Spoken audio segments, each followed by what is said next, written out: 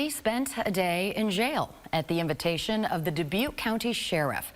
On January 18th, I was observing the 161 men and women living at the Dubuque County Jail.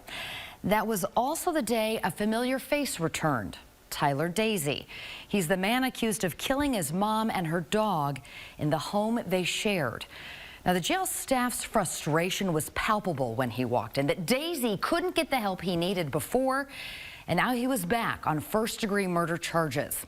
Well, they say he's one of a growing number of people who need treatment as patients, not inmates. But Iowa has few options, so they stay locked up with nowhere to go. Behind this door is Tyler Daisy. Dubuque investigators say he killed his mom and her dog with a hatchet.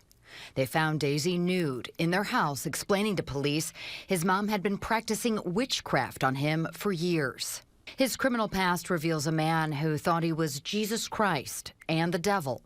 Family members tried to get a restraining order against him. How many times have you seen Tyler Daisy come through? Ooh, I don't actually have a number of count, but he is familiar to me. And it's going to be a mental health situation, I'm sure.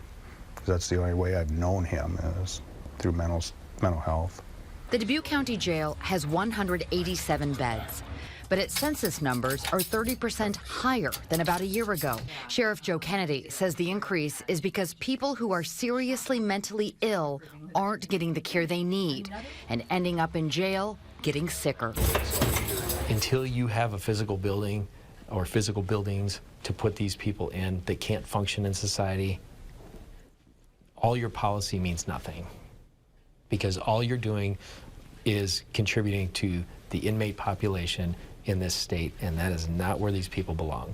Tawny Wilkinson has been in the Dubuque County Jail for 1,100 days out of the last 1,600. When she's not here, she's typically homeless.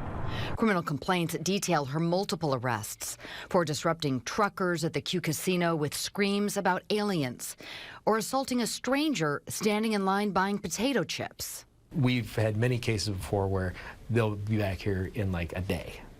So, and then you start the cycle all over again. Sheriff Kennedy says the cycle ends up costing taxpayers more than $100 a day per inmate. A burden that the sheriff sees increasing as Iowa continues to rank near the bottom in the country in terms of the number of psychiatric beds. On a recent Iowa Press recording, Governor Kim Reynolds responded to the Perry High School shooting focused on mental health, not changing gun laws. I am proud of what we've done. I have made behavioral health and mental health, a key part of my priorities from the moment that I was sworn in as governor of this state. It was really frustrating to hear the governor get on the news and say, blame it on the mental health in this country, because the first thing I thought of when she said that was, well, you were the lieutenant governor when they shut all the MHIs.